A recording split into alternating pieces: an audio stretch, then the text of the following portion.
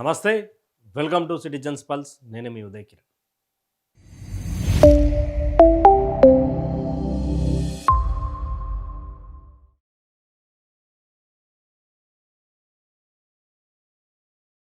తెలంగాణ రాష్ట్రంలో ఎలాంటి ఫిరాయింపు జరగలేదు.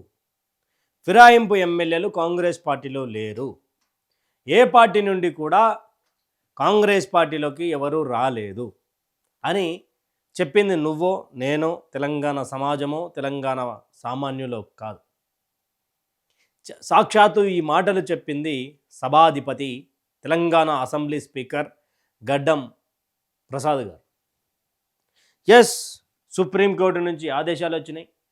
ఫిరాయింపు వాళ్ళ మీద తక్షణమే మీరు ఒక రిపోర్ట్ ఇవ్వాలని చెప్పడం. అక్కడ నుంచి అసెంబ్లీ సెక్రటరీ దీని మీద వినూత్నంగా కొత్తగా అసలు ఏం తెలియనట్టు, అసలు ఎవరు మారిరో తెలియనట్టు ఒక గేమ్ని క్రియేట్ చేయడం అంతా నడిచింది.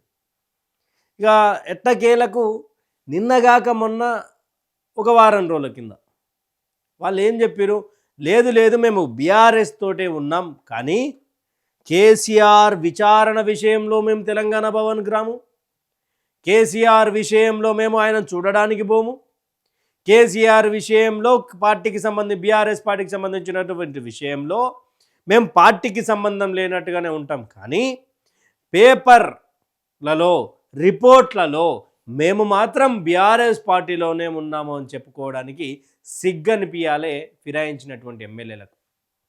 దీనిని వెనుకేసుకుంటూ వస్తున్నటువంటి కాంగ్రెస్ పార్టీ నాయకులు ఎవరైతే ఉన్నారో గడ్డం ప్రసాద్ గారితో మొదలు పెట్టుకొని ముఖ్యమంత్రి రేవంత్ రెడ్డి గారు అదే లేదు బీఆర్ఎస్ పార్టీలోనే ఉన్నారని చెప్పినటువంటి ప్రతి ఒక్కరికి సిగ్గనిపియాలి.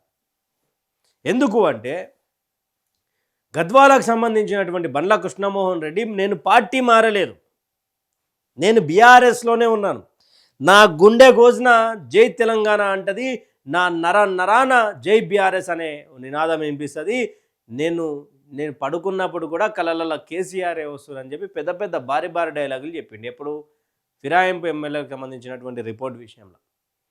ఆ తర్వాత జగిత్యాలకు సంబంధించినటువంటి ఎమ్మెల్యే సంజయ్, నేను బీఆర్ఎస్లోనే ఉన్నా అని అంటాడు. వెంకట్ బల్మూర్ని ఇంటికి పిలిపించుకుంటాడు. ఆయనకు సంబంధించినటువంటి విషయాలలో కాంగ్రెస్ పార్టీ క్రియాశీలకంగా కొత్త పాత తేడాతోటి పంచాయతీ అయితేనే ఉంటాయి. ఆయన కూడా బీఆర్ఎస్లోనే ఉన్నాడు. బిడ్డనేమో కాంగ్రెస్ పార్టీ ఎంపీ, తండ్రేమో బీఆర్ఎస్లో గెలిచి కాంగ్రెస్లోకి పోయినటువంటి ఒక నాయకుడు, మాజీ మినిస్టరు, చాలా అనుభవజ్ఞ ఉన్నాడు, చాలా అంటే చాలా సీనియర్. ఆయన కూడా బీఆర్ఎస్లోనే ఉన్నాడు. హైదరాబాద్కి వస్తే ఆయననే ఒక నియోజకవర్గానికి ఎమ్మెల్యే, ఆయననే లోక్సభ ఎన్నికలలో ఒక పార్లమెంట్ పెద్ద సైజు పార్లమెంట్కి ఆయన్నే ఆ పార్టీ నుండి ఎమ్మెల్యే అభ్యర్థి, అయినా కూడా ఆయననే బీఆర్ఎస్లోనే ఉన్నాడు. చెప్పుకోవడానికి సిగ్గు, శరం, మానం, లజ్జ, ఇజ్జతు ఏమైనా ఉంటే రాజకీయ నాయకులుగా మారకండి దయచేసి. ప్రజలు కల్లిబొల్లి మాటలు చెప్పుకుంటూ ఇవన్నీ చేస్తూ ఉన్నారు. ఒకసారి నేను సాక్ష్యాలతో ముందలు పెడతా. తెలంగాణ రాష్ట్రంలోనే కాంగ్రెస్ పార్టీలో చాలా సీనియర్ నేత జీవన్ రెడ్డి గారి పరిస్థితి, ఆయన కార్యకర్తల పరిస్థితి, original Congress versus fake Congress, ఫిరాయించినటువంటి కాంగ్రెస్ కార్యకర్తల పరిస్థితి ఎట్లా ఉందో ఒకసారి చూపించే ప్రయత్నం చేస్తా. అయితే ఇక్కడ ఒకసారి ఇలా బాధ చూడురి.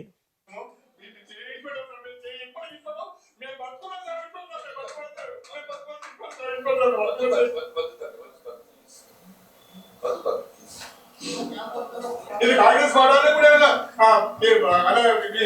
మొదలు పాయింట్ సార్, ఇది సార్, ఇది ఇంకా ఇంకేం చేస్తుందో మీరు చేసుకొని సార్, మీరు ఇంటి పని చేసుకుని మీద అవుతుంది. మీ ఇబ్బంది ఖర్చుగా పక్కన మీ ఏమన్నా సార్ నువ్వు జీవితకాలం కొట్టాడు, ఎందుకుందో కొట్టాడుతున్నావు మరి ఖర్చుగా మీరు చేయించుకోవడం సార్, మీరు చేయిస్తాను, మేము బతుకున్నాం సార్,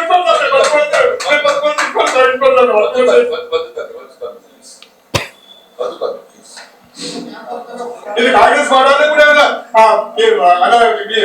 మొదలు పాయింట్ సార్ ఇది ఇంత అనే సార్ ఇది ఇంకా అది ఇంకెంత ఎత్తున చేసుకొని సార్ మీరు ఇండిపెండెన్స్ లీడర్ అవుతారు మీ ఇబ్బంది ఉండవు సచ్చిగా పక్కన మీ ఇబ్బంది సార్ ఇప్పటికే దుఃఖం ఇప్పుడు జీవితకాలం కొట్లాడే ఎందుకు కొట్లాడుతున్నాయి మనకి వచ్చిన అవకాశం ఇంకొక కౌన్సిల్ వస్తుంది ఇంకేం రాదు నీకు ఆ కౌన్సిల్ అవకాశం లీక్ అయితే తినమని పల్లె మిగిలినట్టు కార్యక్రమం ఏమవుతుంది అలా కౌన్సిల్ కంటే ఎక్కువ ఏమన్నా చేరుకుని పల్లె మీకు చేసినట్టు ఏది ఇస్తుందో మరి కౌన్సిల్ అవకాశం వస్తే ఏది ఇస్తుందో వానికి అవకాశం ఇవ్వకుండా పార్టీకి సంబంధం ఎందుకు మరి జీవితం ఎందుకు 10 సంవత్సరాల కాలం పాటు కొట్లాడినటువంటి కార్యకర్తకు అన్యాయం చేసి దశాబ్దాల కాలం పాటు కాంగ్రెస్ పార్టీలోనే కాంగ్రెస్ పార్టీ జెండా పట్టుకుని తిరిగినటువంటి జీవన్ రెడ్డి గారి పరిస్థితి ఇలా ఉంటే సామాన్య కార్యకర్తల పరిస్థితి ఏంది? ఈరోజు మున్సిపల్ ఎన్నికలు వచ్చినాయి, నామినేషన్ వేయడానికి పోతే జీవన్ రెడ్డి గారికి సంబంధించినటువంటి కార్యకర్తలు ఎవరైతే కేర్ ఆఫ్ కాంగ్రెస్ పార్టీ 10 సంవత్సరాల పాటు బీఆర్ఎస్ నాయకుల మీద ఈరోజు ఎవరైతే బీఫాములు తీసుకున్నారో ఆ పార్టీ కార్యకర్తల మీద కొట్లాడినటువంటి ఈ నికార్సైన కాంగ్రెస్ కార్యకర్తలకు ఈరోజు అన్యాయం జరిగింది.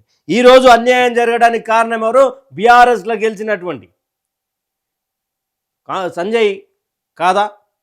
పార్టీ ఫిరాయించకపోతే ఈరోజు మరి బీఆర్ఎస్ పార్టీ నుంచి కదా బీఫాములు ఇవ్వాల్సింది. ఈరోజు కాంగ్రెస్ పార్టీ నుంచి ఏ విధంగా బీఫాములు ఇచ్చిండో మీరు ఒకసారి స్పీకర్ గారు పెద్దగా కళ్ళేసుకొని చూసి చెప్పాల్సినటువంటి పరిస్థితి.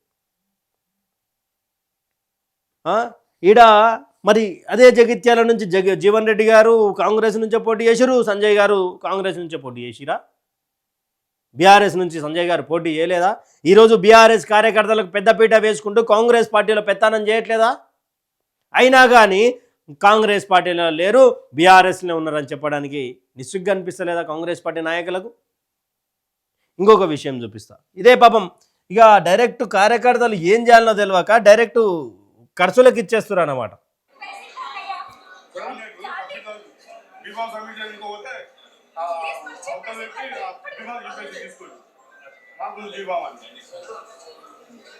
ఎవరు చెప్పేసింది? ఎవరు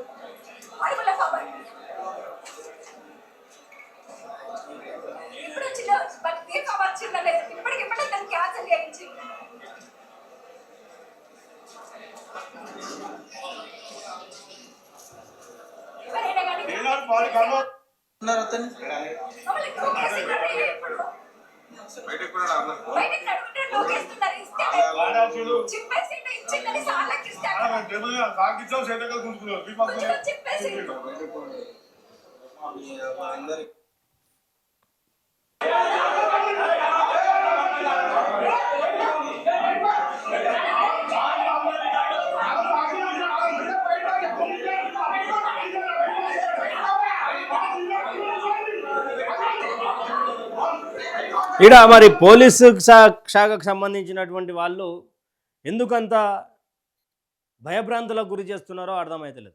కౌన్సిలర్గా పోటీ చేయాల్సినటువంటి వ్యక్తికి ఎవరు? జీవన్ రెడ్డికి సంబంధించినటువంటి వర్గం వ్యక్తి లావణ్య గారు 29వ వార్డు నుండి పోటీ చేయడానికి బీఫామ్ తీసుకొని లోపలికి పోతే అక్కడ బీఆర్ఎస్ పార్టీ ఎమ్మెల్యేగా ఉన్నటువంటి సంజయ్ కాంగ్రెస్ బీఫామ్ ఇచ్చి ఆయన అనుచరుణ్ణి లోపలికి పంపించి, అంటే బీఆర్ఎస్ పార్టీలో ఉంటూ బీఆర్ఎస్ పార్టీకి బీఫామ్ కాకుండా కాంగ్రెస్ పార్టీ బీఫామ్ ఇచ్చిండనమాట. అక్కడ ఒరిజినల్ కాంగ్రెస్ పార్టీకి సంబంధించినటువంటి కార్యకర్త ఆ యొక్క కార్యకర్తకు సంబంధించినటువంటి బీఫామ్ నింపి ఇక్కడ పోలీసు వాళ్ళతోటి లోపల నుండి బయటికి గెంటించిండు. ఈరోజు కదా స్పీకర్ గారు కళ్ళు బయట పెట్టుకొని చూడాల్సినటువంటి పరిస్థితి. ఈరోజు కదా సుప్రీంకోర్టు కూడా చూడాల్సినటువంటి పరిస్థితి. ఏ పార్టీలో ఏ ఎమ్మెల్యేలు ఉన్నారు, అసలు ఏం చేస్తున్నారు అని. అసలు భారతదేశంలో ఏం జరుగుతానో, ముఖ్యంగా తెలంగాణ రాష్ట్రంలో ఏమవుతున్నది? గొర్రెల మందల ఏ గుంపుల నా గొర్రె పుడితేంది, నా గుంపులోకి వచ్చింది కాదు లేదన్నట్టు చూస్తారు. ఇప్పుడు సంజయ్ గారు ఏ పార్టీ ఇంతకు? బీఆర్ఎస్ఆ, కాంగ్రెసా, ఎంఐఎమ్మా, బీజేపీ, లేకపోతే కేపాల్కి సంబంధించిన ప్రజాశాంతి పార్టీ? ఏ పార్టీ అయినా ఏ సింబల్ మీద గెలిచిండు? ఈరోజు తన అనుచరులకు ఏ సింబల్కి సంబంధించినటువంటి బీఫామ్ ఇస్తున్నాడు. నిరంతరం పార్టీ కోసం కష్టాలు అన్నటువంటి పార్టీ కోసం కొట్లాడినటువంటి జీవన్ రెడ్డి గారి పరిస్థితి ఇదైతే గద్వాలలో సరిత తిరుపతయ్య యాదవ్ వాళ్ళకు సంబంధించినటువంటి 20-30 వాళ్ళకు సంబంధించినటువంటి బీఫామ్లు ఇచ్చి వీళ్ళకి 7 బీఫామ్లు ఇస్తే సరేలే అని వీళ్ళు తీసుకొని బీఫామ్ వేయనికపోతే ఆడ ఎవరైతే ముందుగా బీఫామ్ ఇచ్చిర్రు అధికారులకు వాళ్ళదే వచ్చింది. ఒకటే వార్డుకు సంబంధించి ఇద్దరికి ఇచ్చిర్రు బీఫామ్లు. మరి బండ్ల కృష్ణమోహన్ రెడ్డి ఏ పార్టీ? ఇప్పుడు రాబోయే జిహెచ్ఎంసీలలో ఖైరతాబాద్ నుంచి దానం నాగేందర్ గారు ఎవరికి ఇస్తారు? బీఆర్ఎస్ నుంచి బీఫామ్లు ఇస్తాడా, కాంగ్రెస్ నుంచి బీఫామ్లు ఇస్తాడా? స్పీకర్ గారు కొంచెం దయచేసి దీని మీద దృష్టి పెట్టి సాధించండి. మున్సిపల్ ఎన్నికలలోనే బయటపడిపోతా ఉన్నది కదా ఎవరు బీఫామ్ల మీద సంతకాలు పెడతా ఉన్నారు, ఏ పార్టీ సింబల్ మీద పెడతా ఉన్నారు. ఇంకా ఆధారాలు ఏమి అంటే మళ్ళీ దానిలో విచారణకి పిలుచుడు, వాళ్ళు కాంగ్రెస్ పార్టీ కండవలు వేసుకొని వాళ్ళు తిరుగుడు, మళ్ళీ అయినా కానీ కాదంటారు. రేవంత్ రెడ్డి గారు బ్యానర్లు వేసుడు హైదరాబాద్లో ఆయనకు ఇంటి దగ్గర, అయినా కానీ వాళ్ళు పార్టీ ఫిరాయించలేదు. ఎట్లా నమ్మబలికే ప్రయత్నం చేస్తూ ఉన్నారని తెలంగాణ సమాజాన్ని పిచ్చోళ్ళు అనుకుంటారు. తెలంగాణ సమాజం అంతా తెలుసు, కానీ తెలంగాణ సమాజం అంతా కూడా రాజకీయ నాయకులంతా కాంగ్రెస్ పార్టీకి సంబంధించినటువంటి ఊసర వెళ్ళి చేష్టలు తెలంగాణ సమాజానికి తెలియదు కదా. ఓటేసినటువంటి ఓటరు కూడా నేను ఏ పార్టీకి వేసినారా బాబు, మా ఎమ్మెల్యే ఏ పార్టీలు ఉన్నాను ఆలోచించుకుంటున్నారు కదా. ఈరోజు తెలంగాణ మొత్తం తెలిసినటువంటి విషయం, ఆంధ్రప్రదేశ్ మొత్తం తెలిసినటువంటి, ఆల్ ఓవర్ ఇండియా మొత్తం తెలిసినటువంటి విషయం స్పీకర్ గారి వద్దకు ఎందుకు పోతలేదు? స్పీకర్ గారు దీని మీద అనారత వేటు ఎందుకు వేస్తలేరు ఈ యొక్క ఎమ్మెల్యేల మీద? వాళ్ళు పోవడం కాకుండా స్పీకర్ గారు దయచేసి చూడాలి, ఒకసారి ఆలోచించాలి.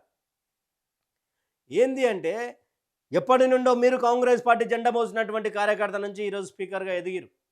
అదే కాంగ్రెస్ పార్టీలో ఎన్నాళ్ళ నుంచి తాతలు, నాయనలు, అమ్మమ్మలు, ముత్తాతలు కాంగ్రెస్ పార్టీ జెండా పట్టుకొని మా తాత మోసిండు, మా నాయన మోసిండు అని జెండాలు మోస్తున్నటువంటి వాళ్ళు ఉన్నారే, వాళ్ళందరూ కూడా ఈరోజు నకిలీ కాంగ్రెస్ కార్యకర్తల వల్ల బాధపడుతున్నారు. ఆ కార్యకర్తల ఉసురు పోసుకోకండి. కాంగ్రెస్ ప్రభుత్వంలో ఉన్నటువంటి వాళ్ళు కాంగ్రెస్ పార్టీలో ఎన్నాళ్ళుగా ఉన్నటువంటి వాళ్ళ మనోభావాల మీద దెబ్బ కొట్టకండి. మీరు ఒక కార్యకర్త స్థాయి నుంచే వచ్చారు. రేవంత్ రెడ్డి గారు అంటే ఆయన చదివింది ఒక స్కూల్లా, ఇంటర్ కాలేజ్ ఒక స్కూల్లా, ఆయన ఈరోజు విద్యాబోధన చేసింది ఒక స్కూల్లో. అది ఆయనను పక్కన పెట్టండి. కరడు కట్టిన కాంగ్రెస్ వాదులం అని చెప్పుకొని ఉంటారా మీరు?